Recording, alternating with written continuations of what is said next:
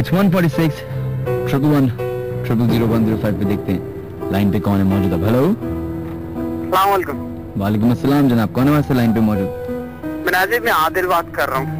जी आदिल, किधर से कॉल कर रहे हैं आप? कराची एक्सपोर्ट प्रोसेसिंग जोन के पास लेबर स्क्वायर है।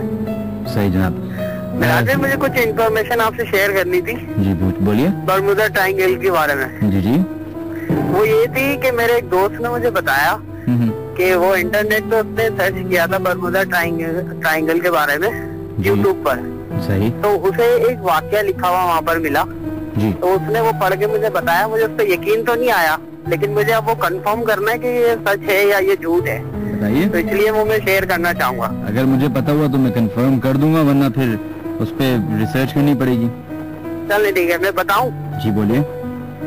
वाकया ये था कि सहाबा कराम जो है वो तबलीग के लिए समंदर के रास्ते से कहीं जा रहे थे।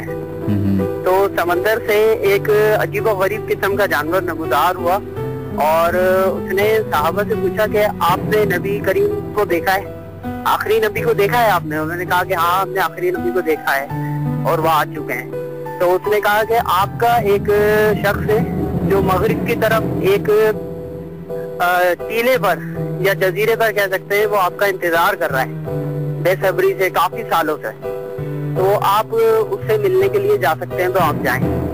तो वो दोबारा समंदर के अंदर वो जानवर चला गया, दोबारा इशारा किया उसने मगरिब की तरफ। तो सहाबा कराम उस तरफ रवाना हुए तो वहाँ एक जजीरा बना था और उसके इर्द गिर्द और जमीन पर बहुत बड़े बड़े और अजीब गरीब किस्म के दरख्त थे और एक अजीब गरीब किस्म का एक खार टाइप एक जगह बनी हुई थी। तो वो वहाँ गए तो उन्होंने एक शख्स को देखा जिसे बहुत ही बड़ी बड़ी मोटी मोटी जंजीरों से जकड़ा गया है। उसके बहुत बड़े बड़े बाल हैं और उसकी शक्ल बहुत भयानक है। अब बात यह है कि उसने कहा कि मुझे आपसे मिलना था और मुझे ये पूछना था कि ये बताएं कि आखिरी नबी आ चुके हैं? तो सहाबा कराम ने कहा कि हाँ, आखिरी नबी आ चुके हैं। तो उन्होंने कहा अच्छा, मेरा पहला सवाल तो हो गया। 3 सवाल पूछे थे। तो दूसरा सवाल ये था कि उन्होंने कहा कि एक दरख्त का नाम बताया और कहा कि ये फल अभी भी है या ये दुनिया से खत्म हो गया? उन्होंने कहा कि नहीं, ये फल अभी है।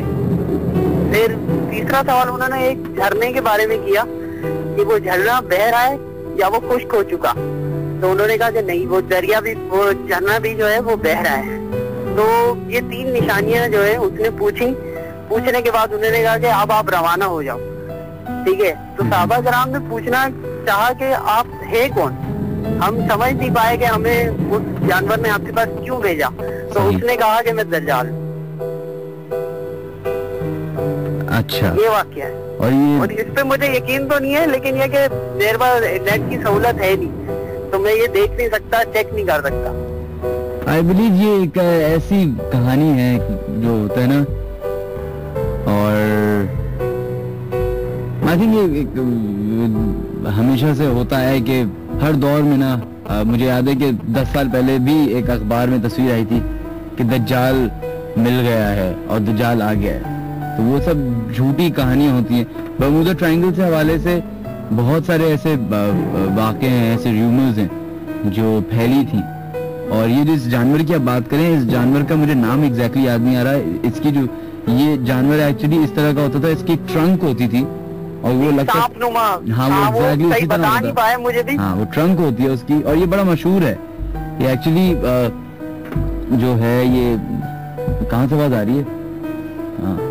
अच्छा, खैर, जो ये जानवर है ये समंदर है उसका, मुझे रेड सी में पाया जाता है या कहीं पाया जाता है और इसकी तस्वीर भी इंटरनेट में मौजूद है। लेकिन उसको बहुत बड़ा जानवर था। वो बताया था उसने मुझे कि ये लिखा हुआ था कि वाकई में ये बड़ा जानवर था। उनकी कश्ती से काफी हाइट थी इसकी। हाँ, चले बहुत बहुत शुक्रिया। और आपके साथ कोई वाकया पेश आया जो आप शेयर करना चाहेंगे? जी, जो वाकये आए थे मेरे पास 7 पेश, वो मैं आपको बता चुका। बस ये एक चीज थी जो मुझे कंफर्म करनी थी, क्योंकि मुझे इस पे यकीन नहीं आया। मैंने उसे कहा कि नहीं, ये सब झूठ है। अच्छा, चले बहुत बहुत शुक्रिया आपका। थैंक यू जी, थैंक यू। अल्लाह हाफिज।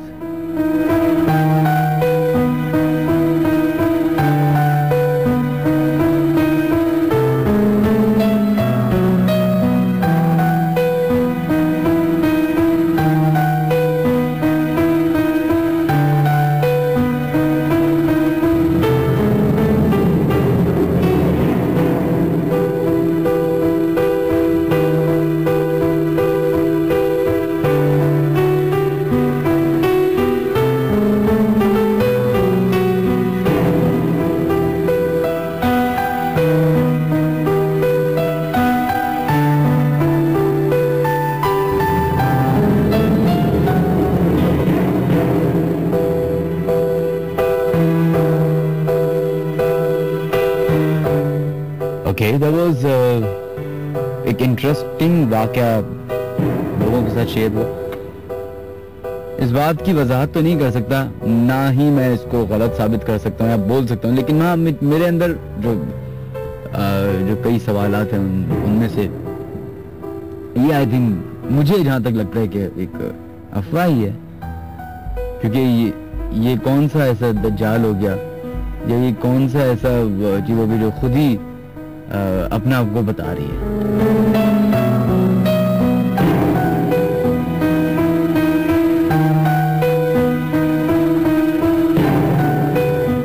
वेल लेडीज एंड जेंटलमैन, अपने गेस्ट को अब ऑनर करते हैं, और अगर आपको प्रोग्राम में थोड़ी बहुत डिस्टरबेंस महसूस हो रही है तो वो खैर वो लिसनर खुद ही जो हमारे साथ अभी बैठे, नो प्लांटेड लिसनर 110% से आप लोग, अगर आपको लोग खुद हमारे स्टूडियो में आके हमारे साथ बैठ के प्रोग्राम एक्सपीरियंस करना चाहते हैं, it's actually an experience for everyone. Doing late night horror show is difficult to do, it's very difficult to do. Well, देखते हैं आज हमारे साथ जो गेस्ट मौजूद है उनका नाम है आयशा, और उनका क्या वाक़या है, किसके साथ पेश आया, उनके साथ पेश आया, तो हम उससे जरा तफसीली बात करेंगे। वेलकम करते हैं अपने शो में। अस्सलाम वालेकुम। जी बिल्कुल, आप माइक के करीब आ जाए प्लीज। जरा आप थोड़ा सा ऊंचा बोल लीजिए प्लीज आप। जी क्या करती हैं आयशा, अपने बारे में थोड़ी बहुत इंट्रोडक्शन दें और फिर उसके बाद आपके वाक़े की तरफ चलेंगे। मैंने अभी ओ लेवल्स कंप्लीट कर लिया, आगे इंशाल्लाह एसीसी करने का सोचा है। सही। और क्या वाक़या आपका जो आप शेयर करना चाहेंगे? वाक़या मेरे साथ तो नहीं हुआ था, मेरी कजिन के साथ हुआ था। मेरे कजिन रहते थे इस्लामिया कॉलेज, इस्लामिया कॉलेज के बिल्कुल बैक साइड पे घर है वहाँ पे। तो सही से बोलिए। इस्लामिया कॉलेज के बैक साइड पे जो घर है वहाँ रहते थे। एक दिन हुआ ये, उनको कुछ ज्यादा ही शौक था गाने सुनने का, तो वो काफी तेज आवाज में गाने सुन रहे थे। अच्छा, उनके घर में थोड़ा सा था प्रॉब्लम, मतलब कभी कुंडी खुल जाती थी, कभी पानी खुद गिरने लगता था, लेकिन उनको कभी इतना महसूस नहीं हुआ, या तो मतलब वो समझते नहीं थे, इन सब चीजों को इग्नोर करते थे। किंतु एक दिन बहुत तेज आवाज में गाने सुन रहे थे, अचानक से एक आवाज आई और गाने खुद ही बंद हो गए। फिर उन्होंने स्टार्ट किया, फिर बंद हो गए। उसके बाद मतलब काफी दफा ये हुआ, उसके बाद उनको लगा उनके बालों से किसी ने खींचा है, और मतलब वो खुद पीछे जाने लगे, और एकदम से उनका सर दीवार पे लगा और उनका सर फट गया। फिर बाद में जब मालूम करवाया तो पता चला कि वहाँ पे बहुत सारे असरात थे जिनकी वजह से ही सब हो रहा था। उनका मतलब जो चीज सीधी होनी चाहिए वो सारी उल्टी हुई। क्या मतलब सीधी से और उल्टी से मुराद आपकी? जैसे कैसे बताऊँ मैं आपको? जी जैसे आपने पूरा वाकया ही बताया कि उनको गाने, तो ये पहले भी होता होगा ना उस घर में? हाँ, मतलब होता रहता था, लेकिन वो इग्नोर करते थे क्योंकि उनके घर में कोई होता नहीं था, वो अकेले होते थे। तो फिर जब उनको बाद में जब उनके साथ ये सीन हुआ, जो उनको समझ आया, उन्होंने पूछा तो पता चला कि उनके घर में थे, पहले से थे। और उसके बाद जब उनको होश आया, जब आप लोगों से बात हुई, उनको होश आया तो उनसे पूछा ये किस तरह हुआ था, तो उन्होंने बताया मेरे साथ ये हुआ था, मैं सॉन्ग सुन रहा था, 2 बार तो मतलब बंद हुए तो मैंने इग्नोर कर दिया, लेकिन तीसरी बार में जब मैंने वापस से स्टार्ट किया तो मुझे किसी ने खींचा और मेरा सर दीवार पे लगा। उसके बाद मतलब अब मैं उठाऊं तो उन्होंने बताया, तो पूछा तो पता चला उनके घर में असरात थे। और किससे पता चला, मतलब किसी? बोलो गए थे किसी बाबा के पास। वो भी कबरी हमारे यहाँ यूजुअली रेडियो ब्रॉडकास्टर्स या एक्टर्स या डायरेक्टर्स जो हैं, वो जितने बहुत सारे लोगों को मैं जानता हूँ वो अकेले रहते हैं।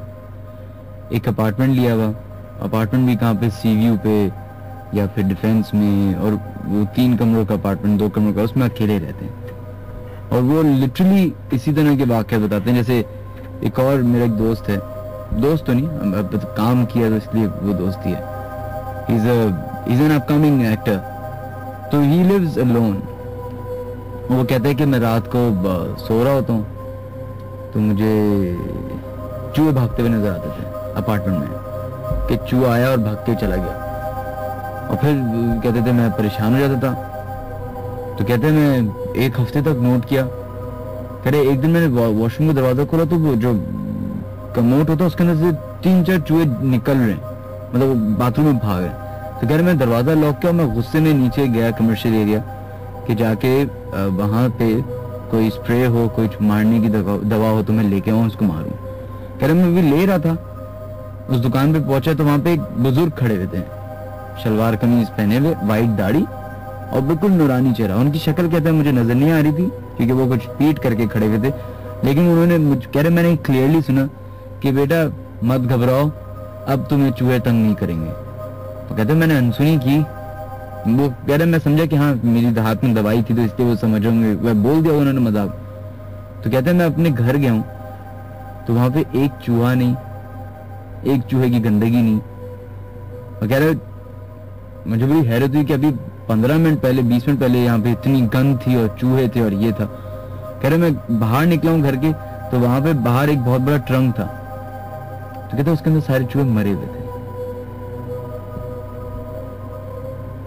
कहते उस दिन के बाद से मुझे, जब वो नमाज पढ़ने का शौकीन है, कहते मैं नमाज पढ़ता हूँ तो मुझे बाकायदा लगता है कि मेरे बराबर में कोई खड़े होकर नमाज पढ़ रहा है। या कहता है मुझे एक दफा तो ऐसा लगा था कि जमात हो रही है।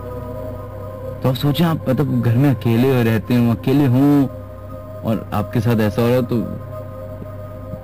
शायद 5-10 मिनट के लिए तो इंसान बिल्कुल नम हो जाए, भले वो अच्छे जिन हो बुरे जिन हो। आपको दूसरे की एग्जिस्टेंस, एक ऐसी मखलूक की एग्जिस्टेंस के बारे में पता चल जाए जिसको आप देख नहीं सकते, जिसको आप सुन नहीं सकते, महसूस कर सकते हैं कि कोई है, कोई चीज है आपके करीब करीब। ऐसे बहुत सारी फैमिलीज या ऐसे बहुत सारे लोग अभी हमारा प्रोग्राम सुन रहे होंगे जो अकेले होंगे, जो अपने कमरे में होंगे, जो कहीं ऑफिस में होंगे, कहीं होंगे, और वो उनको तो हमारी बातों की वजह से या लोगों के वाकयात की वजह से महसूस हो रहा होगा, लेकिन बहुत सारे ऐसे लोग होंगे जिनके असल में ऐसा होता होगा। और हम लोग जो है एज सोसाइटी बड़ा कभी कभी लेम रिएक्ट करते हैं, हम मजाक उड़ा देते हैं। बहुत सारे लिसनर्स के मैसेज आते हैं कि ये जो कॉलर्स आए इनकी कहानी बेकार थी। ये कहानियां नहीं होती, ये कोई स्क्रिप्ट नहीं है जो वो लिख रहे हैं और आप उनके ऊपर तनकीद कर रहे हैं। ये लोगों के साथ असल में हुआ है। कुछ ऐसी ऑब्वियसली ऐसी बातें हैं, ऐसे मिरेकल्स हैं, ऐसे राज हैं जो इस दुनिया में छुपे हुए हैं, राज हैं वो, और वो कभी भी राज फाश नहीं हो सकते। बहुत सारे राज खोल दिए गए आपके लिए ताकि आपकी अकल के जो पर्दे हैं वो हट जाएं, लेकिन बहुत सारे ऐसे राज हैं जो शायद ना खोले जाएं। उनमें से शायद ये एक राज हो, इनकी एग्जिस्टेंस। तो मजाक उड़ाना जस्ट फॉर फन समझ में आता है, लेकिन आप किसी को हर्ट करें, किसी की फीलिंग्स को हर्ट करें, वो आई थिंक बुराई की तरफ ही जाता है। सोचें अभी आप हमारा प्रोग्राम सुन रहे हो, मजाक उड़ा रहे हो, अकेले हो, और 15 मिनट के बाद आपके साथ वही वाकया हो जाए, पीछे से कोई आके आपको मतलब कोई आवाज आपकी नाम ले ले, या जस्ट इमेजिन।